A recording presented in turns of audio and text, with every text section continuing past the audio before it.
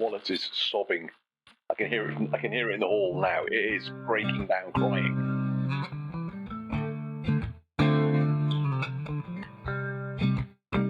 It turns out that Attila, the arrogant so-and-so, he's got a fake hammer. Oh, a fake? Yeah. Whoa. As I say, dick. Well, hello there, and welcome to the Allegiance Podcast, episode number 57. And there you would have heard the voices of Rich and Malcolm, but that's the last time you're going to hear them tonight, because it's just me and my friend and special guest, host for the night. It's Gwion, Hondax. How are you, Gwion? I'm very good, thank you, John. How are you? Oh yeah, good, yeah. So it was supposed to be me, you and Rich. Unfortunately, Rich, as maybe people heard last week, he was under the weather. Well, he's not recovered, and he thought he needed a bit more time. And as I'm doing Legion's cast this week as well, our other friendly neighborhood, one of the other friendly neighborhood Legion's shows, this was the only time slot we had. So me and Gwion are going to go ahead, have a chat, see how we go, and see, do you notice... do you miss the boys? Maybe you want just the me and Gwion show going forward. Let's see. This is your pitch, Gwion. This is your pitch. It is, yeah. 100% more hair at least. So that's true. Yeah, I feel more. Yeah, I feel more less in the Baldy Club this week. Yeah, that's for sure. And the last time we spoke to you was the week before your wedding. So how did all that go? You still have eyebrows anyway. That's a good sign. I do. It's been 8 weeks now, so we've almost 8 weeks. We've just got the pictures yesterday, so it's kind of brought it all back, really. Yeah, that's brilliant. Yeah, when that happens. Yeah, it's I think the day goes so quickly without you really noticing. And I remember turning to Meg at midday.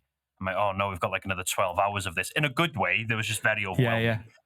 But but looking back at the pictures now, just really good, and everyone was really happy, and yeah, everyone enjoyed.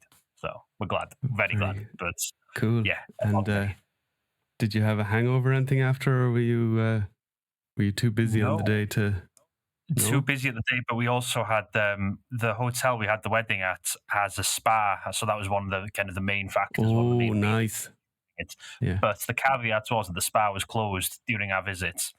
So they offered Meg and I a couples massage as an apology for the spa being closed. That was at 9:30 the day after our wedding.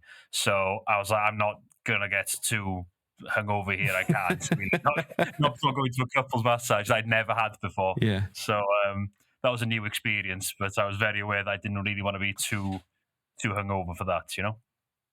Absolutely, yeah. No, I mean, I got accidentally drunk at my wedding. Kind of almost. I was trying the same thing, just didn't want to get into a state the next day. But you know, just kind of there was too many people there to talk to, and every time you talk to someone, they're trying to give you a drink, and you're like, "No, I'm fine." And then you get to the end of the night, and you think you're fine, and then you wake up the next morning, you're like, "Nah, maybe I'm not so fine." The tip for me was just holding on to that one drink for a prolonged period of time. So it's like, oh, yeah, still at it. So yeah, that's true. That's true. But I couldn't escape that during my stag. So the honeymoon is still planned for Legion's Con, is it? The honeymoon? That's the hope. That is the hope. We're trying our best to save where we can, and I'm frantically trying to sell things. So trying to make some money up there. So we'll see. The car's still being an issue. But that'll come of course, first.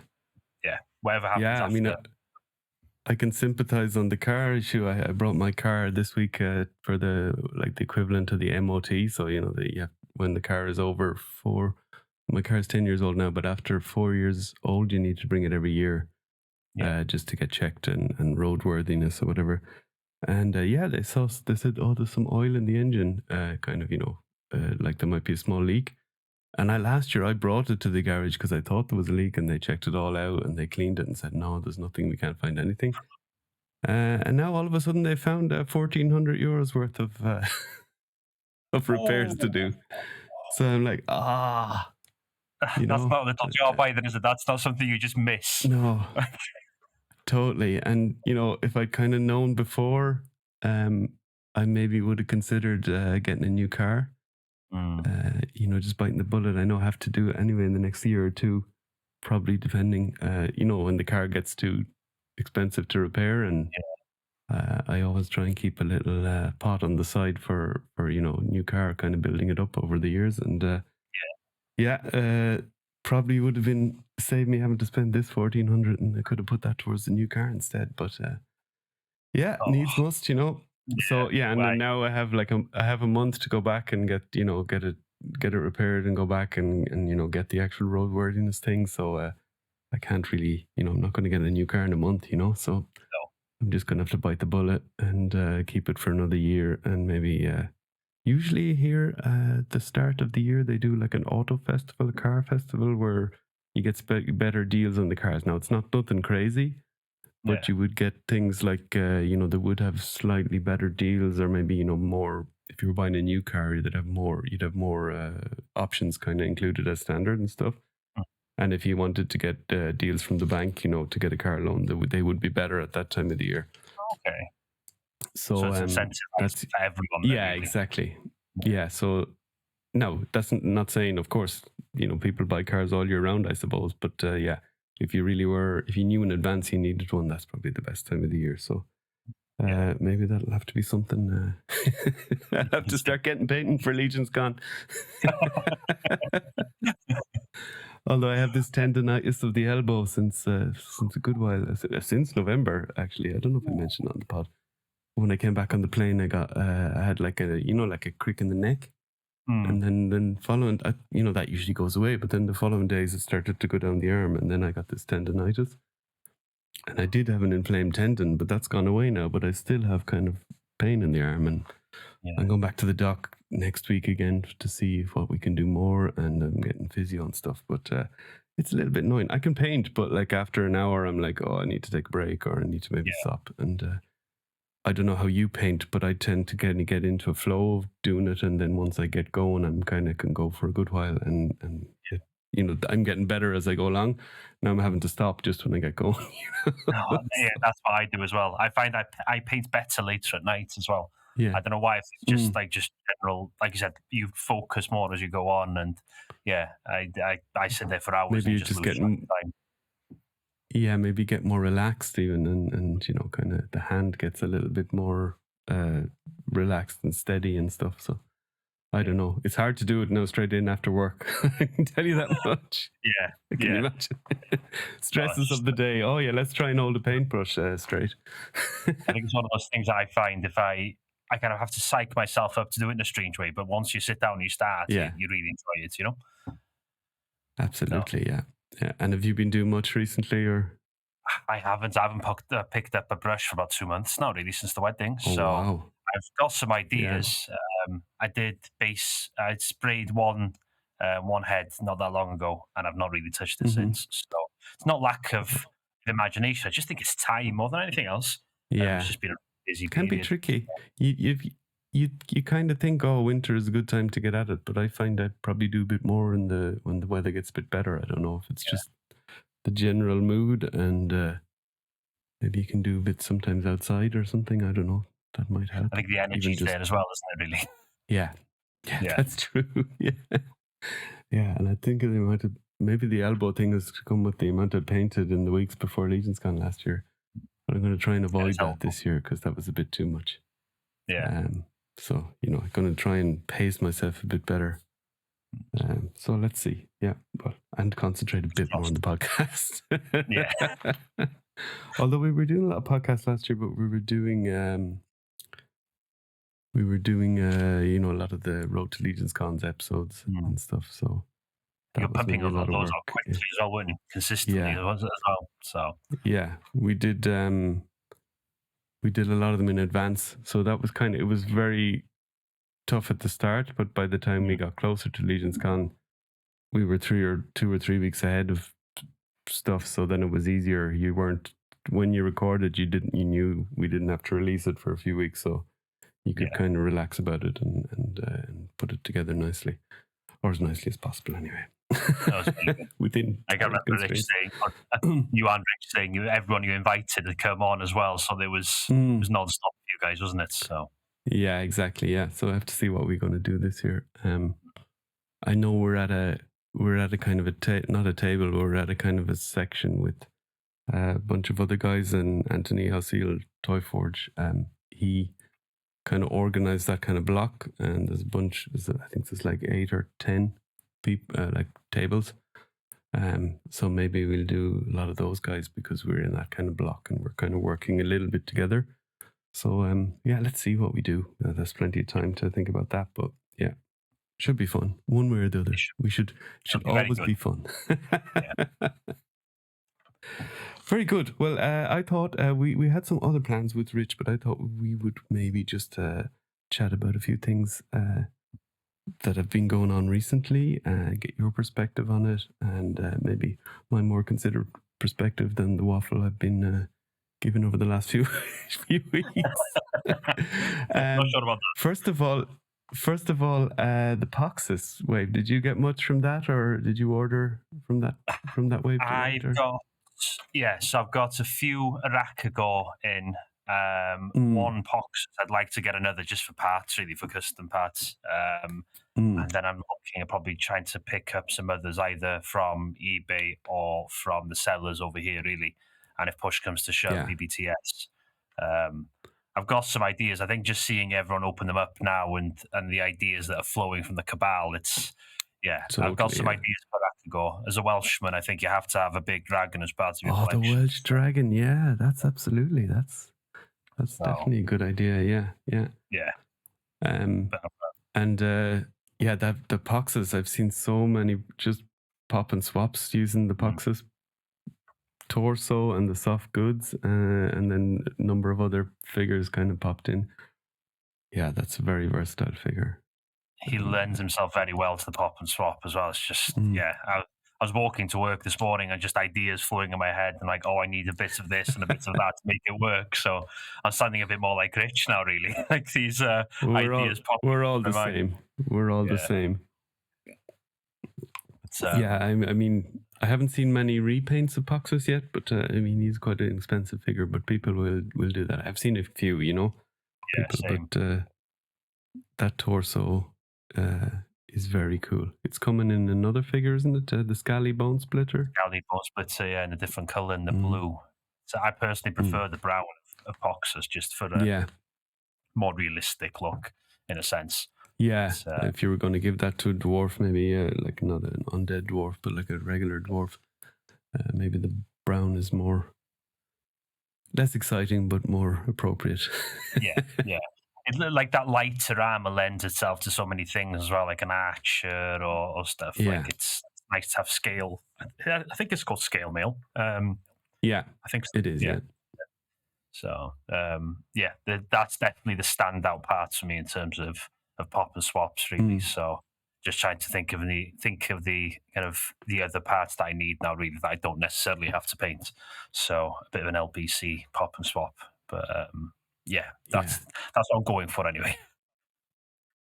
Absolutely, yeah. And then Zende was another cool one for kind of parts as well as a figure. I know. I think Rich was very impressed with him. He wasn't he wasn't thinking too much about Zende, and then he was like, "Holy crap, this figure is great!" Because it's got the cloth arms and legs again in different colors again, which is nice. We're getting a good color library with those parts. And then just the figure itself, the heads are cool. You think that head could work for a dwarf as well? I was actually thinking that earlier. I think it could, to be honest. It's a nice head. Yeah. I want to pick up a Zende for the parts, just the parts alone anyway.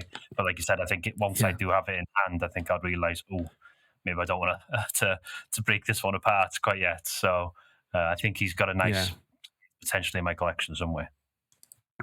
Yeah, but he's got two heads which are the same. Just one has the magic kind of symbol and the glowing eyes. So if you did want to do repaint and you still wanted to display them, you could just pick your preferred head and repaint the other one for a custom or something. I really like how they've done that with this wave. Cool. The options are there, and it's that diversity is really nice. Yeah, I mean, I think he would even work for a Durgar, your specialty. I think that kind of Well, I've been has he got enough beard to put him in flames, or? Oh, that's a good question, actually. you might kind of start rubbing onto the face a bit. Maybe I'll give one a go. Maybe I'll try and pick one up and see what I can do. You can keep us posted on that.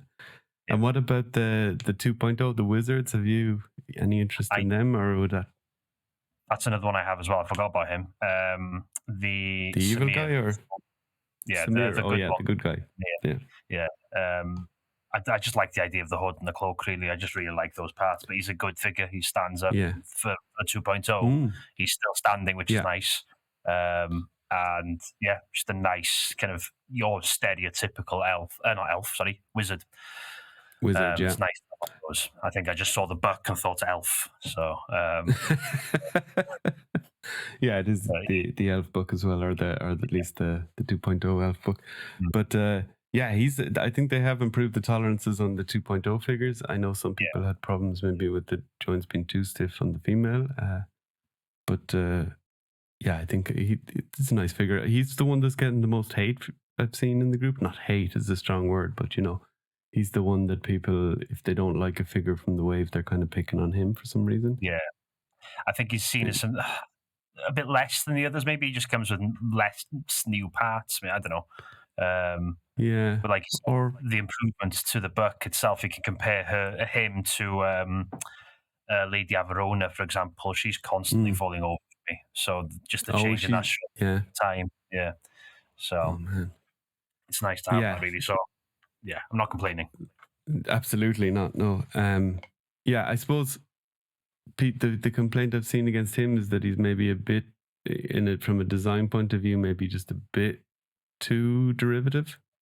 Of kind, I don't know if that's entirely fair, but yeah, I suppose people could say that. You could say that about a lot of stuff, but I think more so than the others, he's maybe, your standard wizard that you would see in D&D or whatever. But good wizard, bad, and then of course people just love bad guys, so everyone loves the bad wizard, Yeah, they do. But I think they're kind of gateway figures to people anyway. Do you know what I mean? If you've got quintessential wizard, like you said, your D&D wizard, that might draw a different audience in. Really, we've not seen wizards. So I think it's a good thing. I think we've been incredibly spoiled. We're very, very lucky for this line. Really, the amount of quality that we have and the diversity of sculpts and stuff. I think sometimes playing it safe per se isn't always a bad thing. No, definitely not. No, and I always think I don't play D&D. I'd love to try it out maybe sometime, but I know people use miniatures, and I like miniatures too. And I've even painted some. But I'd love if someone just turned up for a D&D game and just slapped down their Allegiance figure and said, "Right, that's my character." I'd see the reaction around the table. I suggested that to a friend of mine who DMs a lot of D&D stuff. I've never played a full game myself either. But I've mentioned it to him because of the pop and swap and stuff elements to it, and I think he entertained the idea because it just brings that nice kind of variety and personal aspect to the game, Yeah, definitely. Or maybe at a minimum they could use some of the bad guys as monsters, like for example the ogre in this one, the Azahazar. He might be a good demon monster for even. They just make him miniature scale, but he's now massive. Massive giant demon man. Yeah, he's now Galactus. He's now Galactus in the miniature world. Did you pick him up at all? I haven't, not yet. No, I might do. I haven't got any of the other demons either, to be honest. So it's one of those things. I'm quite limited in terms of space for display, really. So I have to really. You have to be picky, yeah. So then you have to kind of limit yourself with the FOMO as well. When you hear people going on about how good a certain figure is, and you're like, well, he doesn't really fit into my collection, but everyone is saying he's figure of the year. It's tricky, isn't it? It is very tricky. I think Arakagor's broken that trend for me. He doesn't technically fit anywhere really, and I've got quite a few of him really. So he will find the space he's going to have to because he's that good of a figure, in my opinion. True, yeah, and well, as you've said, you have the Welsh Dragon, maybe idea for a custom, and he's a cool figure. He's one of those type of figures that you could display in the sitting room, kind of not in your bigger display or whatever, and people would go, "Whoa, what is that? That's cool," you know, as I was opposed to showing my maybe some in-laws. others where they, yeah. And what did they think? Yeah. They initially thought, oh, it was a custom that I'd made. I was like, no, this is factory. Wow. And they were just really amazed with the weight, the presence of it, you know, and just testing the joints. I Yeah. explained like, oh, I hair dried all the joints to make sure they were all okay, and father-in-law started testing them quite vigorously. So yeah, they held up there. They held up. Sweet. No, no, I really like them, and the metallic on the skin is really a nice touch. I don't know if I ever really noticed that from the prototype. It was definitely there, and I know people that were at Legion's Con that year, you know, that it was the Boxus wave, and they said, that you could see that on the prototype, and it was really cool. But yeah, that's him. And then anything else? What was the horse? You don't get the horses, do you? No, have I got one? No, I don't think I have any. No horses. The only mount I've got is the D20 board they released last year. I'd really need to get the kit that Anthony made for that, really. To make that a bit less evil looking and kind of out of place in the collection. So a bit bony. Who sits on him? Nobody sits on him right now. He's just kind of being led by one of the dwarves. I can't remember who. He's on a separate shelf. I can't see him right now. He's through in the office / painting room. So I think the presence of it's fantastic. I think I just need a kit to make it look like it belongs a bit more in Legions, I think. Yeah, I got you. Yeah, just bring it a little bit more into. Did you get a Tarnog? I have. I haven't opened him yet. Or the Calazir? Yeah. Okay, he's great. The Tarnog, yeah. I'm tempted by the Calazir. I think it was. I can't remember whose review it was now. I saw someone's review on YouTube, and it just stood out straight away. So I am tempted. Yeah, that was a game changer for me. I tend to watch reviews before going to bed, just as this calming thing, and like beaming about things. Then and like don't go on to eBay or whatever, or some website like some toy collectible website to order him. He's still in don't do that. One of the UK sellers here. I think he's there somewhere. Oh, is he? So, yeah. So the temptation's there, but I'll fight it for now until payday, maybe. What I like, well, I mean, he's a great figure anyway, but what I really like about him is the genie lamp is really cool from Calazir. That thing that also that kind of necklace. And did you see Emil did was it the Harry Potter guy's custom? Salazar Slytherin. And Slytherin, and he did he put that around the wizard. It looks like kind of almost oversized kind of chains or whatever, you know. That's what that chains, was. But you know, neck piece. Yeah, that's what that was. Yeah. I didn't realize. Cool. I was like, "Oh, that's really cool." Yeah. And I So now he's clicking. He's like, "Oh no, I knew I shouldn't have come on this. It's going to cost me money." Oh no. I sent that one to one of my friends. Actually, she's really into Harry Potter, and I was just like, "Oh, check this out," you know. Yeah. So that's really cool when you can do that, and you're like people that are not, we say, in the Legions community, even if they're into, you know, collecting or nerd stuff or whatever, when you actually send them, it's like, look at this, like, whoa. And then you explain to them, no, that's just one guy with an idea that did it, you know, on his own. They're like, whoa. I even see, you know, I even see in some of the, you know, I still in some other toy collecting groups or whatever, or, you know, just general pop culture stuff on, say, Facebook or whatever. And, you know, people complaining sometimes about paint scuffs, or, you know, they don't like the color of the hair. And I'm like, just paint it. But that's not what they think. You know, they're like, no, you know, this is, you know, the figure is not, you know, the way I wanted it. And I wanted to just buy it, take it out of the packet and pop it on the shelf, which is valid. But I think we're all just so attuned now to, well, if you just don't like something, just paint it, you know, or swap it out or whatever. Personality's definitely changed that for me. I used to be someone a bit like that, really, where I was a bit OCD with the perfectionism of the paint job and stuff. If there was a scuff on the face that was visible, that would really get to me. Yeah. But now, like you said, because I pick up a brush and I can fix it myself, that's what I tend to do. Yeah.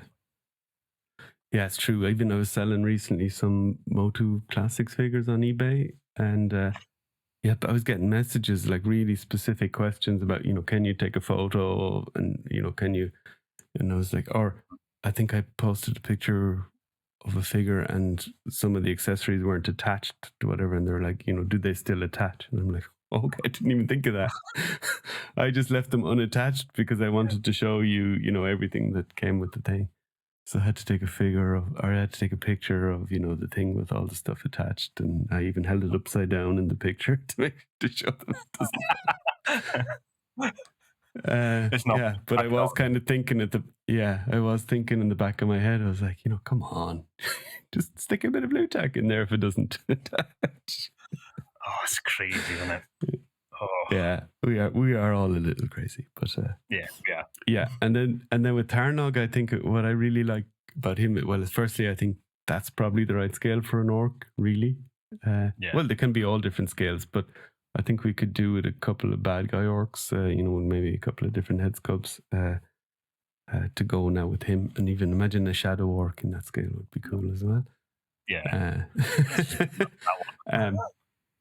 And then his accessories and pauldrons and stuff are the next level for him, He's your that standout. staff he has. Yeah, that staff he has is awesome. Now, I have a few of him, and I'll open another one, but the pauldrons on mine are not loose, but they're a little bit top heavy. I wonder if that's just the kind of the way he is, and that's fine. I can work around that, but I'd be interested to maybe open another one, and because I'm going to use some parts from it anyway, and see if that's the same. So that's maybe something I'll do before we do our full Poxus review when the two boys are back. For me, like seeing him now next to the Orc Warriors, they just look like kids compared to him, don't they? I'm just not convinced that they're warriors anymore. They just look like little orc children. So playing in armor. Yeah. So sorry if I'm ruining kind of the illusion. The orc they look fans. like Prince Adam compared to He-Man, don't they? So these little teenage orcs, yeah. Well, yeah, that's true, yeah. So we have the ogre scale orcs. So, well, I think they call them ogres, but I guess they are orcs. The ogre legion builder and the Kurzog, and the ogre legion builder was again released now recently, and that's the next thing I think we should come on to is the reinforcements wave. So how were the finances for that after the wedding, or did you dip your toe in there? There was a couple of dwarf stuff in there, so I thankfully managed to keep some money aside for that. Cool. So I've got a few dwarves, the new 2.0 version, and the older deluxe. What else did I get? Some some Valiant Knights. Good man. So you got in there in time. Really early. I think you just have to say, like, you can't wait 5 minutes like for an ISS drop. No. You just can't. I think it's naive to think that you can, really. Yeah, I do think there was some people that had that technical problem, remember, where the thing, the address issue. Did you have that? I remember. Did you initially, yeah. I think it was shipping. But you figured it out. Yeah. Your shipping price was whack. That was it. But anyone that's coming an hour later and being upset about the Valiant Knight being gone is probably sorry, mate. You should have been there on time. So I would have less sympathy is the wrong word, but I'd feel less bad for them than I would for the person maybe that was had them in their cart and just didn't get them. But that's a good figure. So do you collect knights in your collection as well, or? Some bits and bobs. I just think the articulation and everything that comes with it, I just think I had to pick one up, really. And definitely. I like with customs and stuff, I made some custom knights, very, very like loose term to call it a custom, just to paint the head up and put it on another figure for knights and stuff, and real historical figures and stuff, you know. Yeah. So that armor being from that period, I think it lends itself to quite a few historical figures that I like, and I'd probably want some figures of, you know. So that's the approach that I took there with the Valiant Knight. And yeah, just it being a really super articulated knight, I thought it was a nice figure to Yeah. get. Oh, it's a super figure. Yeah. And yeah, if you've got if you've got an extra or one or two, then definitely might be worth experimenting if you're going to build some customs. Even just trying the parts out before you paint and seeing, they could definitely. Even the arms are different, so even just that is something. If you don't, if the torso mightn't be bulky enough for dwarf, for example, if you're doing dwarf custom, but the definitely the upper arms or whatever could work. It's nice to have new pieces to paint as well, you know. Yeah, that's always exciting. Yeah, just how to approach it really, and yeah, that'll be something I'm looking forward to. Yeah, you kind of with the old armored arms, for example, you know where the leather piece is, or is that leather? Yes, it's leather, I suppose. And you kind of know always, and you're like, oh yeah, I remember the last time I kind of messed up here, and I had to do it again. You kind of have almost this memory of all the customs you've done just through the sculpts being similar. But where the paint rub is. Yeah, you know where the paint rub is. Maybe that's useful, but it's also traumatizing. Yeah. Oh, so many figures have had to be restarted. For that period. Yeah. I painted an entire figure green a few years ago, and that was. Mm-hmm. And I left it half done. I had to come back and try and match the paint I'd made previously. Ouch. Oh, that was a drag. He's in he's not really in Pride of Place anymore for me, so I might maybe remake him. We'll see. So that's the new skills I picked up. So exactly, yeah, that's always a good. And maybe with this more articulation, maybe there's a little bit more room, so maybe there's less paint rub opportunities. Who knows? That's something to find out. It is. And what have you any customs planned in particular with the new parts, or is it just kind of you realize this is the cheapest you're going to get Legion builders? So it's that one really. I think the markup is so much over here anyway. Like on eBay, you're talking easily 20 quid more minimum. Yeah. So for me, it was an opportunity that you can't really let go. And I remember I was listening to you guys on the 1st of March, ready, but for those that don't know, the 1st of March is St. David's Day here at Dewi. That's right, yeah. Saints. So we were doing a parade, and I was sat in a car park at 7:30 getting ready to set up. And Rich was explaining there, I was like, this is the best opportunity we'll get to get these figures at this price. And I was like, oh yeah, okay, then I'm like, it's justified. Justified. He's right. So if I were to make customs, it's, you know what I mean? It's the best option for me. So yeah, it's a no-brainer. Absolutely, yeah. It is a no-brainer, yeah, for a customizer. In saying that, there was also some chance to get some new figures like the Walter skeleton or the Cosmic. Do you collect Cosmic? I can't remember. Dabble in it, but not much. I don't have the space. So. Yeah, that's an issue. Yeah, as you can see behind me, I have some boxes stacked up, waiting to be put somewhere. And yeah, that's not my dream display there. I picked up Walter skeleton. So. Oh, you did, yeah. There's some great parts in that. Even if like Anthony and those other guys, you're just gonna throw the bones away. I think I was listening to the new podcast, the Mythic Enablers, and Joe Russo he's another skeleton not fan. He doesn't like the skeletons at all, so he just takes skeletons, uses the parts to make knights. it's the way to go, isn't it? Really. So yeah. I still partial to skeletons as well, but yeah, I understand the point of view. Yeah, definitely. I think for me, the skeleton parts, they lend themselves to dioramas almost as well. Do you know what I mean? If you tear them to bits, you can just put them and add them to true. That's true. Yeah. So that's true. You can just throw a couple of skulls and arm bones or whatever on the base of it and leave it. Yeah, that looks like there's been a battle previously. It works. And that torso on the Walter skeleton is really nice, isn't it? I like the color on it. That Yeah, was probably the reason I picked it up. Really, yeah, they're quite rare as well, aren't they? The pop off, like yeah. we do have some parts, obviously the figures that come with that part specifically, but they're Mm, few and far between recently. So if you get the opportunity, you jump on it. So I got one of him anyway. So yeah. I'll see if he And remains as a he comes with loads of stuff, and even it has the little that little kind of cabal bottle attachment as well, Oh yeah, or yeah. whatever it is. Yeah, yeah. There's cool little new pieces like that you'll realize. Because I remember when I opened mine after Legion's Con, I was like, oh my god, this is way more stuff than I even thought, and I thought there was a good bit of stuff, you know. And then I was like, oh, and it's only the shirt, and I think the skull piece for one of the skulls for the cosmic, that was the exclusive parts. And that was, they're fun if you want them, but they're perfect exclusive parts because they're not really essential to the figure, you know. There's a t-shirt as well, was there, I think, in the pack.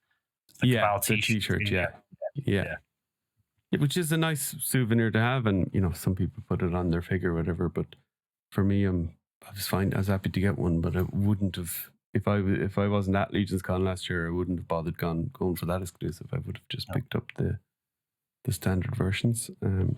Definitely,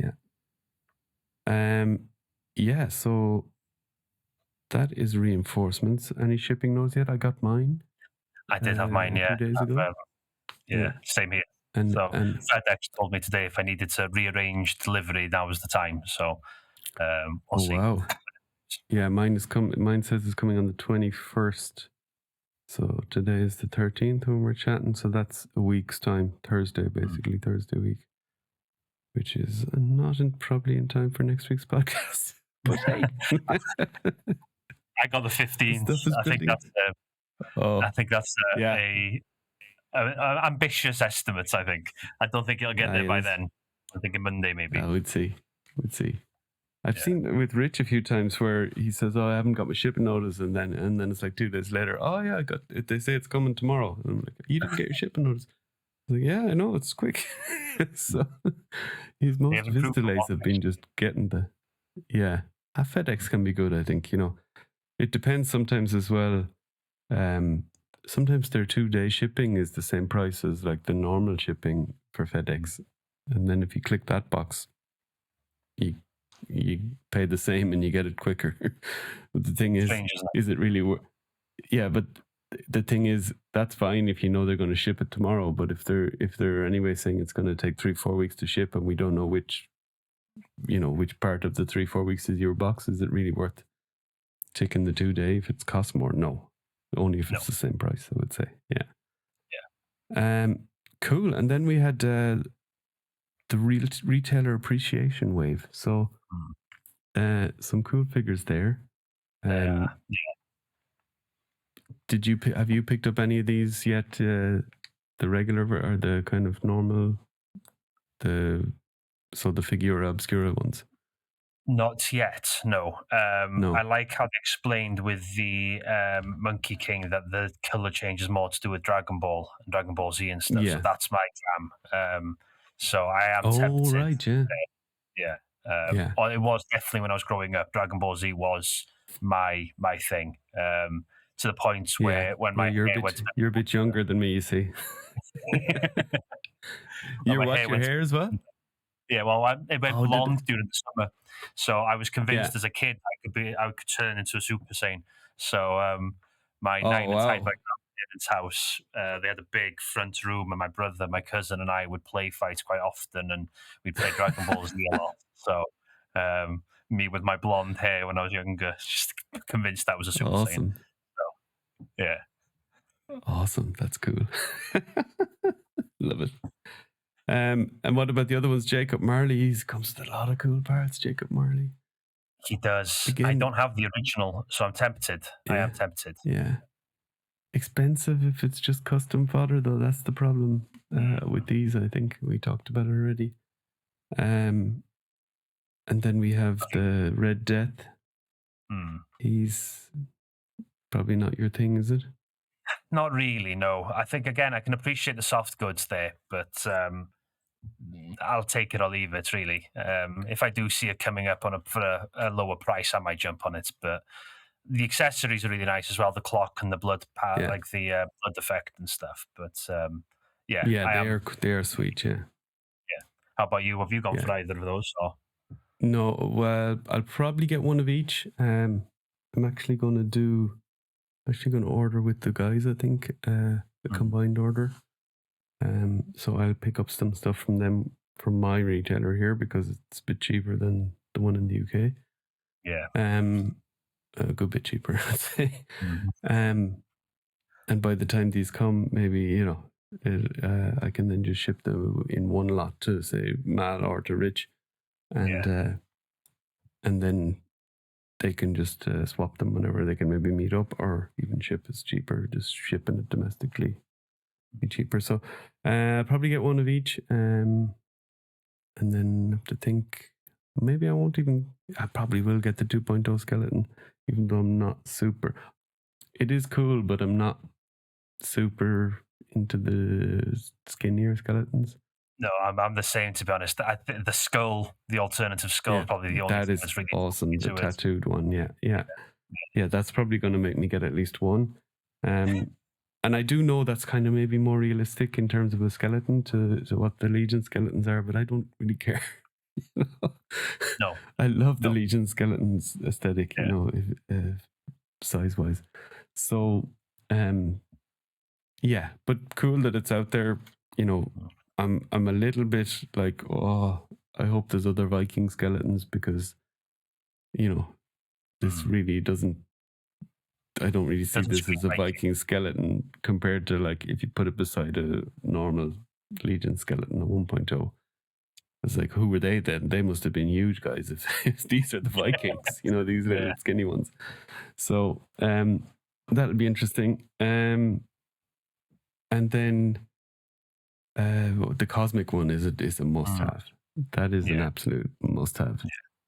And a bit like DJ, you get from the recent wave, you get a lot of parts with them. You do. He stands out straight away when that reveal was shown. I know that Mal was very, very happy with that one. Oh yeah, yeah. It was for a guy that doesn't really collect cosmic. It's one that it's tempting me. I'm not gonna lie. Oh yeah, I can understand that. Yeah, and even just the cool kind of nod it gives to that Fisher Price line. Adventure people. That's like I didn't have any of those either, but I kind of vaguely aware of them. But it was from my time, I would say. As I say, you're a bit younger than me, so you probably didn't have a clue about this line at all. But I just think the fact that they've kind of done it and it actually looks kind of really not spot on, but spot on as a tribute. It's not a carbon copy, but it's enough of a nod, like the Motu tributes. I think the same kind of thing. It's the same vibe, isn't it? I think it's it's modernizing it, and it works fantastically. Yeah, it's really, really nice. Just the name's fantastic as well. Yeah, and actually got a text from Mal, who should be probably landing in New York around now, I think, or maybe a bit later. Wednesday, gone off to Trevor's. Lucky man. Not that I wouldn't want to be here talking to you, Gwion, of course. Of course. But to be honest, we'd all love to be in New York right now, going to a con this weekend that the Horseman is at, which we will get onto before we close. But yeah, he got the vintage one. He said he had to get it, So he sent me a pic, and it wasn't that expensive for a loose one on eBay. I think you're talking less than £20 probably. And it was pretty good, Nick. The bubble was just a little bit yellowed. Yeah. But the paint apps were good. Slight little scuff on the silver, maybe. But other than that, absolutely spot on. Yeah. So I wonder how long that was sat on eBay and no one had bought it for years, and then randomly they've just been bought. It's just like by these people looking to have them next to their new ones soon. Yeah, you looked like maybe a month ago. If you looked at the sold listings of these, you wouldn't find one. And now today, you look at the sold listings like Loads of them. Yeah, Crazy. that would be interesting. I must take that's a fun project. I'm going to do that tomorrow on eBay. I'm going to have a look. Price going up as you go. Exactly. Yeah, so that's those guys. And then what about, did you pick up a Lee J? I haven't. No, it's still No. in stock on the UK seller here. I am tempted. Definitely.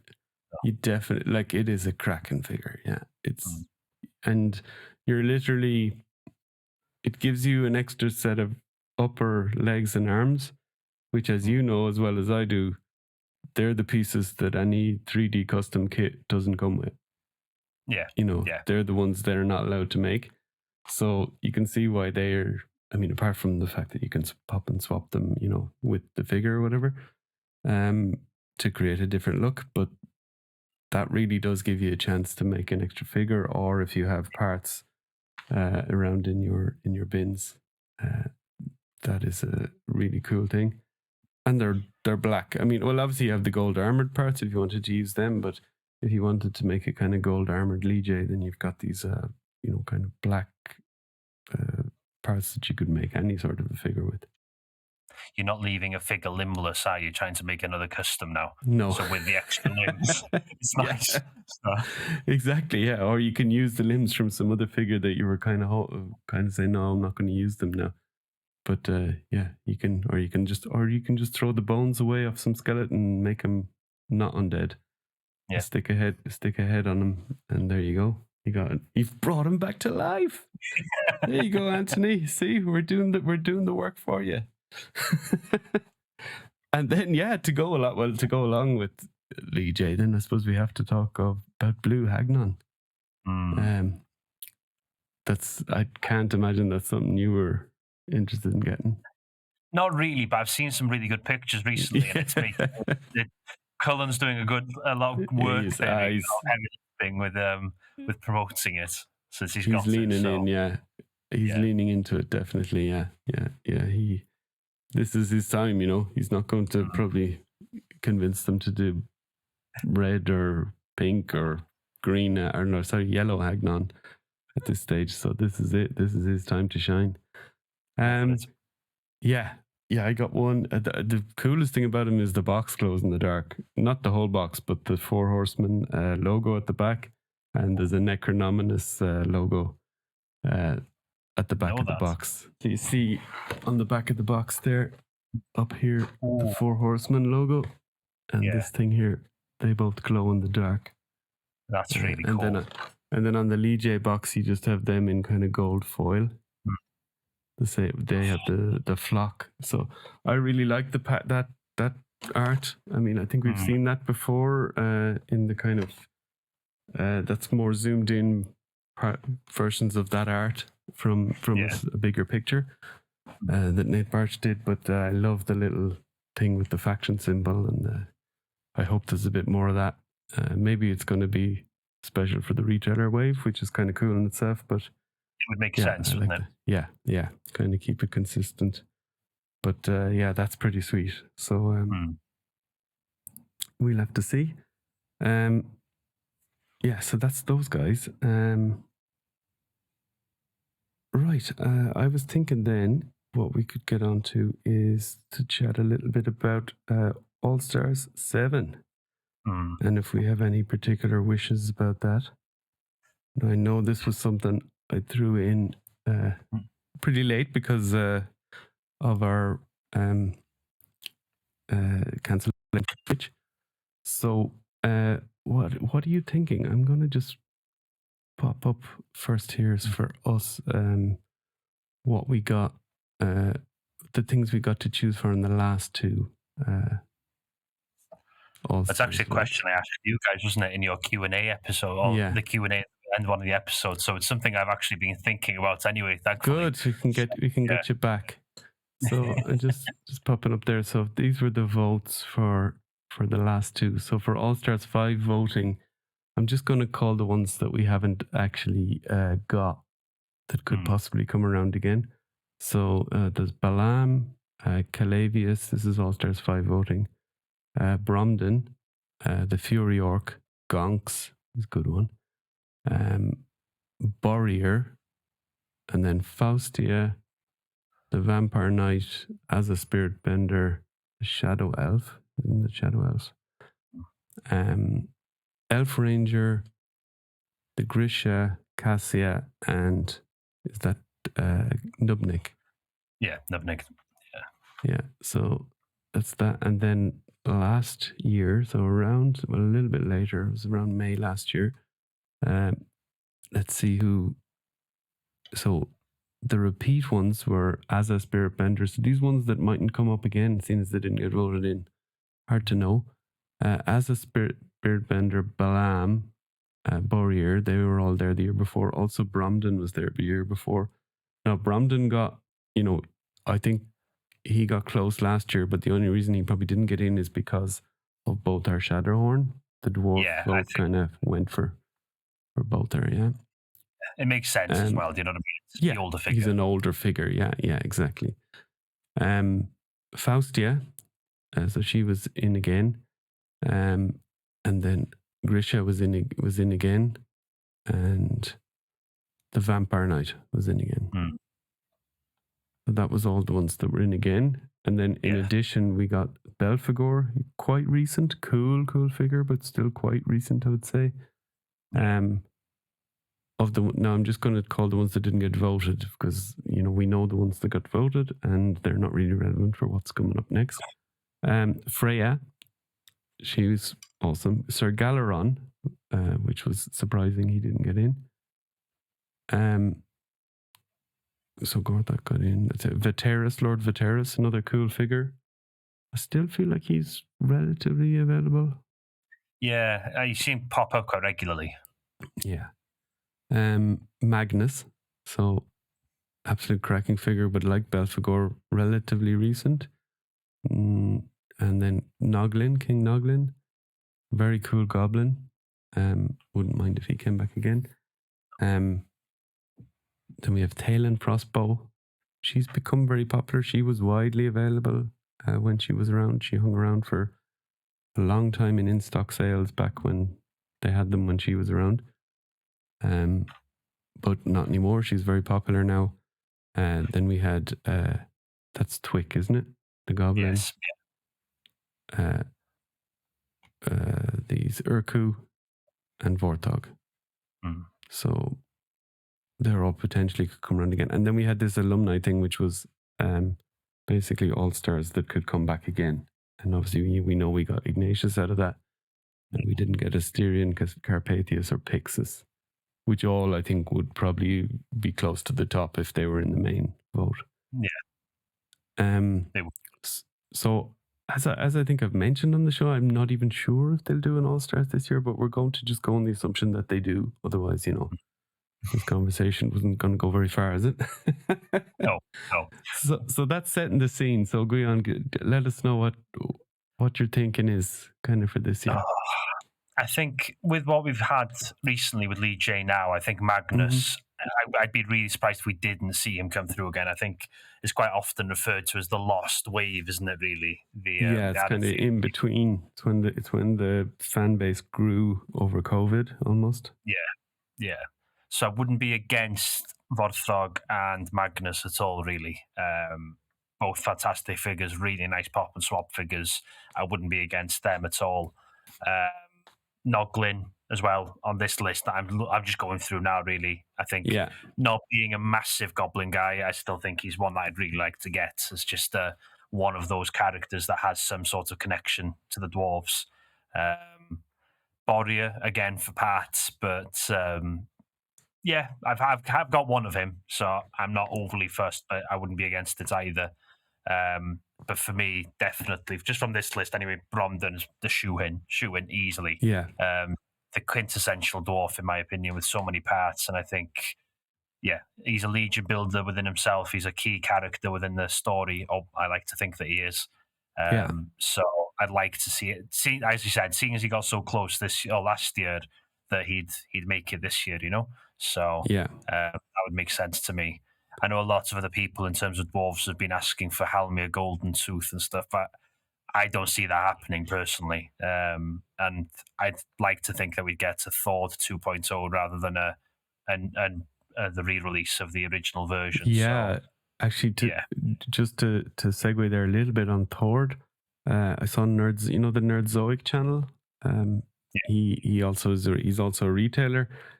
He had a video this week about he was going through the top 10 figures, priced figures for Legions on eBay, and Thord was number 1 in his research.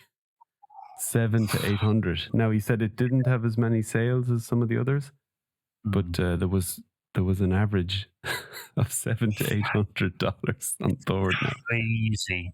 Oh, That is nuts, isn't it? It is nuts. It's nuts. I just clearly there's demand for dwarves. So we saw that in the in-stock sale, how they were the first to go. So I think, we could do with seeing a 2.0 this year, I think. And if that's in All Stars, if we do get one, or elsewhere, I'm not against it. So definitely, fingers crossed. Yeah, definitely think so. So Bromden's probably my first one. Magnus being a second, and probably Noglin for a third. If I was to choose from the list that we had last year, anyway. Yeah, and who would you throw in then if you were Jeremy in the studio? Who would you throw into this as a rogue, kind of as a You know, they're gonna probably throw a few figures in here, especially ones to replace the ones that got voted. So if we could, who would you throw in there as kind of worthy of a vote? Ragnar, maybe. As seeing as we've got a new dwarf female coming out, maybe having her in there. I know that she's not that popular, so I've got to get another dwarf in there anyway. Who else would I have in there? Ooh. What about so ones that didn't come back around? So the Elf Ranger, I think he's definitely one that maybe is worth a shout. Yeah, I think Elf Ranger's one. Nupnik as well. I think he's just a really nice looking goblin. Unique head sculpt there. Goblin. Yeah, I think if there's a couple, one or two of those old goblins in it this year, they will definitely get one of them. Will definitely get voted. Yeah, no matter who else is in there. And if they put Snag in there, I don't know how Snag is not on any of these. Actually, that is very surprising. I'm going to assume that he's getting a 2.0 maybe. That's maybe, my only theory. That would be my theory. I know that he's a very popular figure, isn't he? Just as a character anyway. Yeah. It wouldn't surprise me to see 2.0. Yeah. I feel like he's got an awful lot of stuff, though, that you don't really need the 2.0 of him, but still. Yeah. I don't know. There's no new paths to really justify making anyone, really, is there? No. Not really. No, they'd need to nearly do a new Goblin book or something, or I suppose you could give him bare hands and stuff because now they have those parts. That would be, but they're also easy to upgrade ourselves because we've got a lot of those hands now. I'm surprised not to see him really as a standout Goblin. I think that everyone likes. Just for years now, you've just seen people either looking for him or loving the fact that they have him and artwork and stuff. He's always one that stands out really as being the quintessential Goblin. Definitely. And I also think it's worth giving a shout out here. Maybe just to say I'd like to see probably at this stage maybe a new Balam, like a second version Balam. Or another cat-like figure with maybe a new cat head sculpt would be even better. Your preference? Yeah, I think that would be my preference. Yeah, definitely. I mean, coon hat, head maybe. Oh, give it to me. I thought that would interest you. Oh, well, if we go here and have a look at the Mythic checklist, I'm going to see who else maybe strikes us here. There's a lot of new. I'm always, when I look at the Mythic checklist, I'm always like, whoa, oh yeah, they haven't been out yet.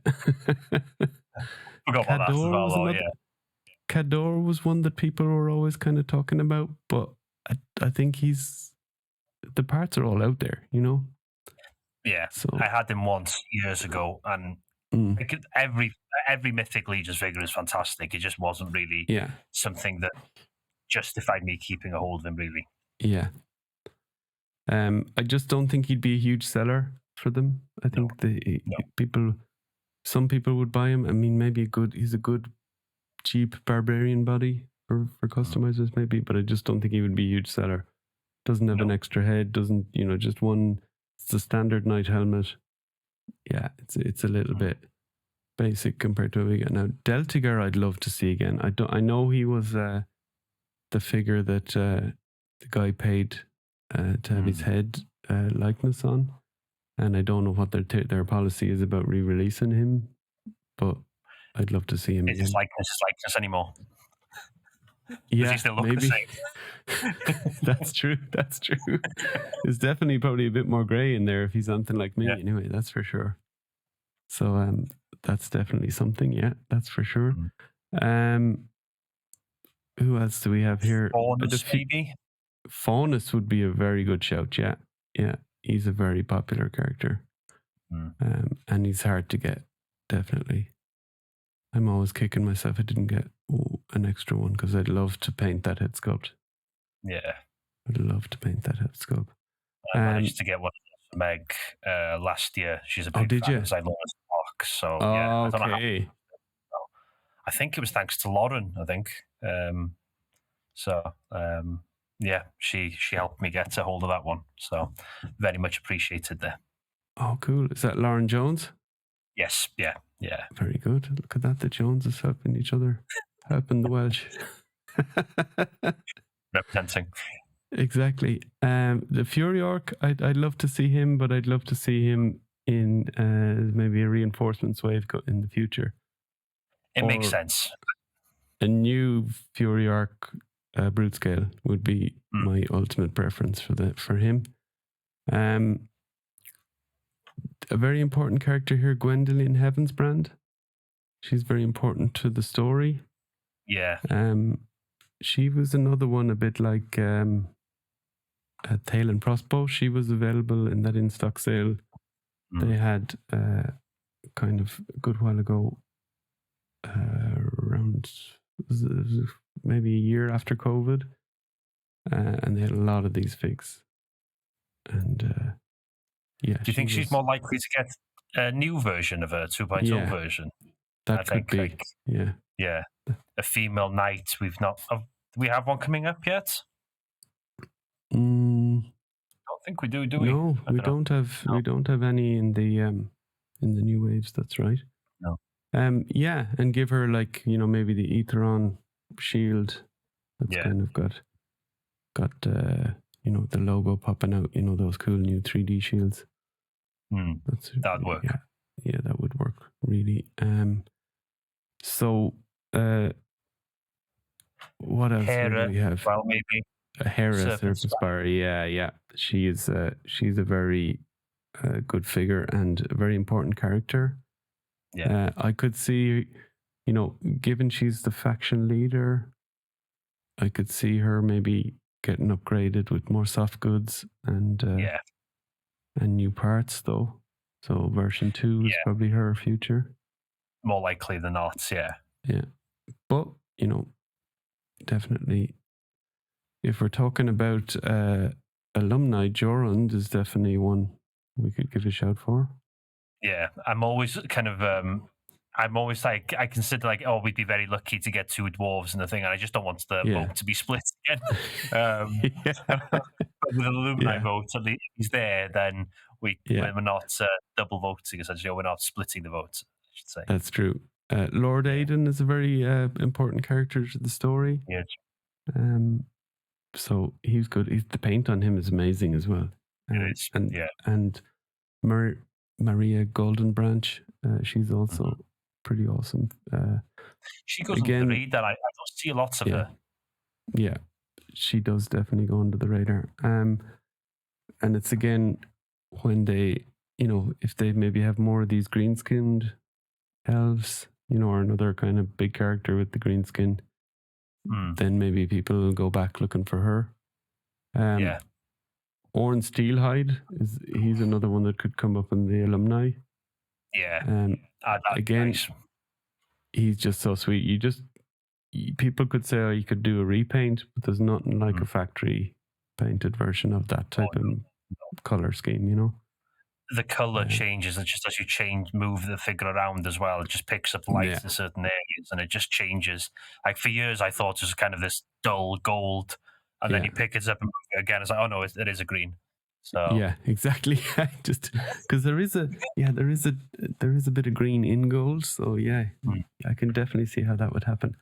Yeah, Rhaegor is a dream that's not going to happen. He's a tribute, so Shadow Elf Ranger would be another great shout. I think with the Shadow Elves coming back now as well with in Sons, I think that'd be a good one. Yeah, yeah, that's true. As we're talking now, Meg texted me on the phone to give her suggestion, which is Grisha the Slitherer due to the Jinn. So kind of that Middle Eastern thing now. I think that would be a good call. Yeah, he's been, or she, whatever it is, has been up the past year.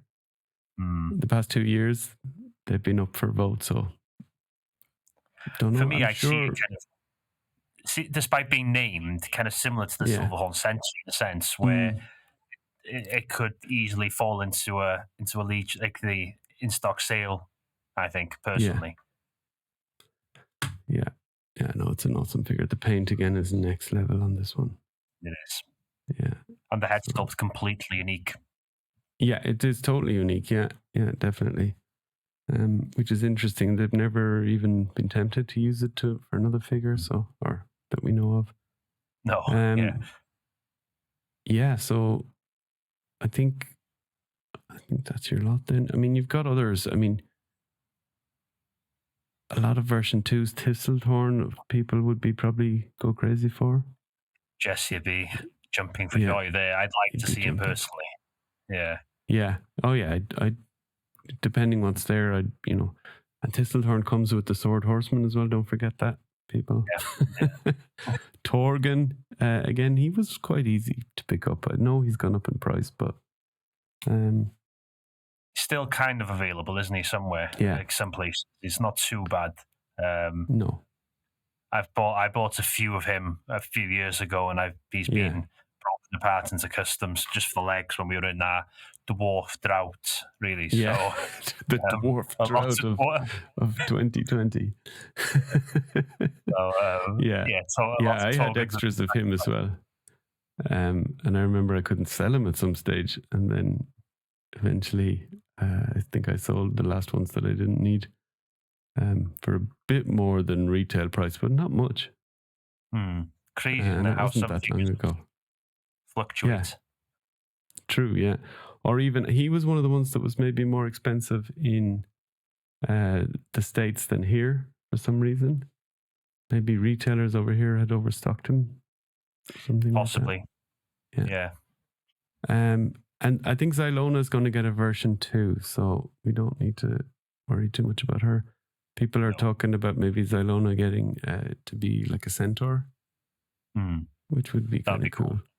Yeah. That would be cool. And Urzok as well, I think, would work. Oh yeah, Urzok. Urzok in a brute scale version 2 would be cool. I think Urzok is another for version 2, so yeah. He could be there all day really with All-Star 7. And this is the exciting thing about it. And this is why I think that even though it might be tempting for them not to do it, or it doesn't sell as well, which I can understand. Now it seems to work better when they do the plus wave. No, they don't call it plus anymore, but where they do more than just the All-Stars, they do a couple of new figures. Yeah. But I think the hype of the All-Stars vote in the community is just so much fun that they kind of. It is. It's a really nice time to be part of the community and all the speculation and before the reveal comes. Yeah, we'll get at least 3 or 4 episodes out of that, so that would be very good. Incentives for everyone. Exactly, yeah. But honestly, like I love it. And I mean, people get annoyed sometimes by all the memes or the canvassing for figures. But that's all part of it, you know. And if someone's really annoying you, just put them on mute. You know, it's actually not that hard. Put them on mute for 30 days or whatever it is. I think it would be a Right. shame for them not to get to 10 with All Stars. I think that would be, if you're going to drop it off, I think after 10, you're done. Personally. But that might just be me being a bit yeah, OCD with that it. would be good. Yeah, that would be good. Yeah, and then it might be a point where you get, maybe even at that stage, then the line is going in a different direction anyway, or you know, or even they start to, you know, some of the old molds maybe, you know, it's not as easy to do the parts anymore, so that can also be a consideration. Okay, and then I thought, if we have nothing more there for All Star 7, we could round it out with one figure that people may be surprised that us two, or what, you know, that I'm into particularly, or that we don't really mention, or, you know, for you, obviously I'd say not a dwarf, you know, so anything not a dwarf might be interesting. Yeah. Funny, I think that I've got an answer to kind of, it's separated here in a weird way. Because like being a fan of dwarves before like getting any Legions stuff, there was this weird reluctance to actually get into Legions dwarves because they scaled differently to what I already had. So I had lots of like, I'd customized lots of old Toybers, Gimlis and stuff and painted those up. And then you've got this new line of figures coming and the dwarves are quite considerably taller. So there was that kind of initial reluctance really to I had one or two and they just stood out as being so much bigger. So initially maybe there was a bit of reluctancy to really get into going all in on the dwarves, because all the others kind of made sense, all the knights and stuff. But initially, not that I loved the figures, but it was just like they didn't scale with everything else. So that's not really my answer, but there was this kind of surprise in a sense. Yeah. But yeah, my answer really is probably Swig. And like being a dwarf guy, like you don't necessarily you don't normally gravitate to goblins. And I know that Anthony Houseel said himself that if he wasn't into dwarves, he'd be into goblins. But the second I saw Swig being revealed and stuff, I just the character there, the accessories, he just kind of stands out within the pre-existing goblins that we've got, you know. And I just think he's a really nice figure. Yeah, I see this picture here, and I see that, you know, the soft goods doesn't look as kind of shiny as it does on the released figure. Yeah, and that's my only real issue with Swig. It's not a big issue, but the shininess of the soft goods takes me a little bit out of it. Yeah, I get you. But I can understand how people like him, and I love see there's the bare hands now that we were talking about. They're awesome. Yeah, my biggest issue with Swig is that he didn't come with the flask that he was pictured with. But you know, what did Trevor say? $2.99 on Amazon for a bottle of, or for a pack of 12 of them. So I think he can manage. Those pauldrons are cool as well. Really nice pauldrons. And again, actually, that was something that I didn't like about the Lee J figure, was the 2.0 pauldrons that come with him. Yeah, that seems a bit random, really. It doesn't really go with the rest of the character. These the small, jagged goblin pauldrons not going with this kind of regal, elite guard look. Totally, yeah. So, yeah, that's Swig. Good choice. My one, actually, we did mention it in passing as we were going through. So where is she there? It's Maria Golden Branch. Oh. There she is. Yeah, I always liked this figure. I love what are they called again? The green Whisperling. That was it. That's what I had in my head, and I was doubting myself. You whispering yourself. Yeah, whispering. She's just a really nice figure. I love the paint apps on her, the green and blue and yellow, really nice with the orange skirt piece. She's one I don't have problems standing up, so maybe that was just my luck. I got her in the original Kickstarter wave, so the Advent Kickstarter wave. So would have been first run production. So, and the head sculpt is beautiful and really nicely done. The hair color I really like for that skin tone. Mm-hmm. I actually did a custom head that I think Nate Strong bought off me at Legion's Con of one of the Seba sculpts in Whisperling, and I used that same type of brownish red for the hair on that one. It's that mossiness, isn't it? That natural look. So it carries on to the shield as well. Yeah. The shield looks weathered and like it's been in a forest for so many years. You know, it really gives you the impression of the forest. And you know, I display her with Lord Aiden, and he's a nice figure as well. But I prefer. She just looks more impressive. I don't know why. Even if she does. To be fair, I've never really thought of her as a figure, and looking at her now, she stands out, and you see the little details and stuff, and definite standouts. Yeah, so she's, you know, as I said earlier as well, she's one that will possibly become more desirable when they do maybe another main character Whisperling, maybe a 1.0 Whisperling, and then people will be like, oh, I need them both now. And then they'll be clamoring to try and get her re-released in an All-Stars or something.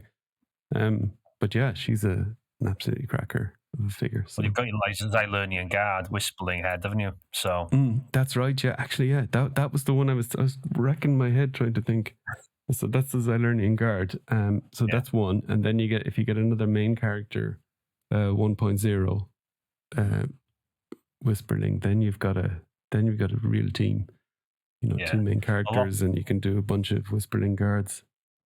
That'd be really nice, because a lot of people have been asking for like the Green Knight, haven't they, as their kind of figure obscura figure. That's right, yeah. And I think if you had a Whisperling Knight properly kind of decked out in this kind of foresty colour, I think that would look really, really nice. Similar colour scheme to her now, I think that would work well.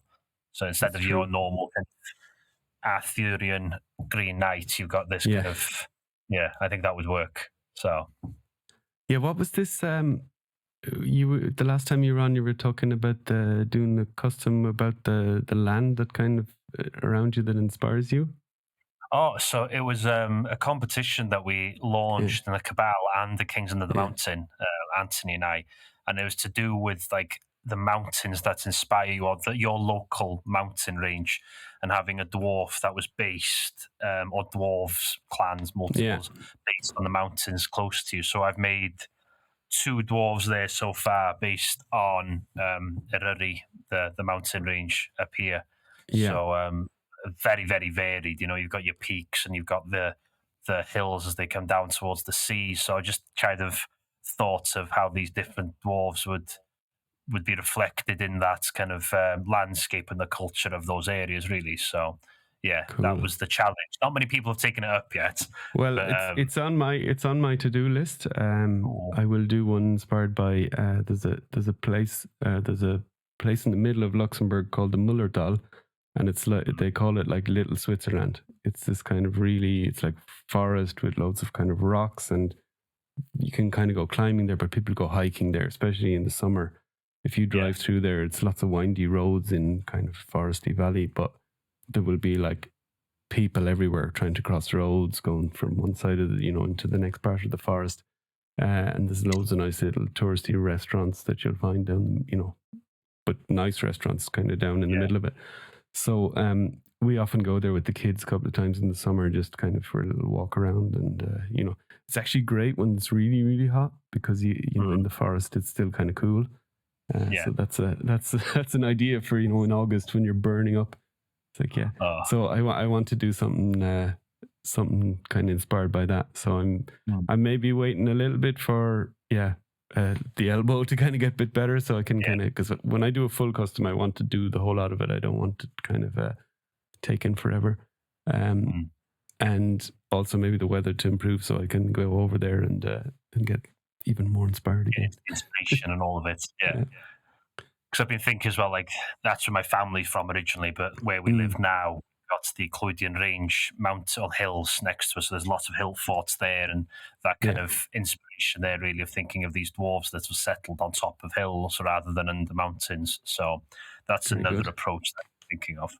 But no, these are the two that I've made so far. So the dragon, dwarf, Awesome. and obviously you can see this. Only you can see this. But and then you've got. Oh no, I'm going to try and. I have been putting the podcast up on YouTube as well, just so people know. So if I get the time this week, I'll do the same. I have a good way of doing it now, so hopefully I'll manage. And should be, because I have 2 days to do it.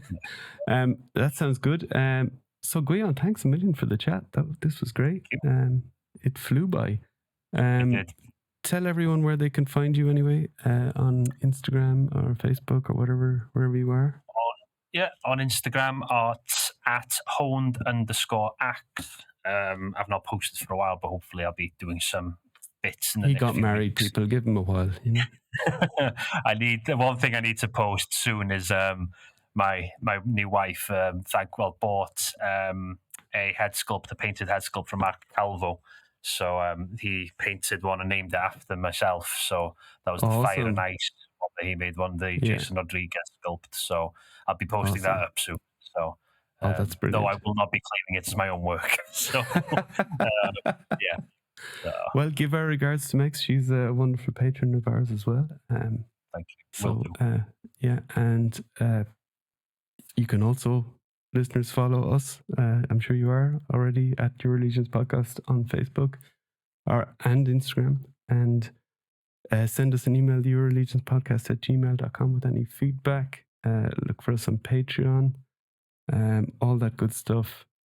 Gwion, especially for you, I'm going to play us out before the intro with a little tribute to Wales.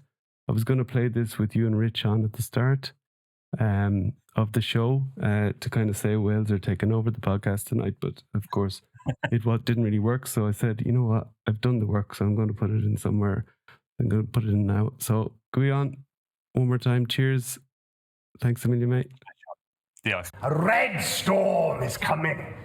Hear their blood drumming in your ears, pounding through your heart, bursting in your chest. That's the blood of Wales. That's your blood.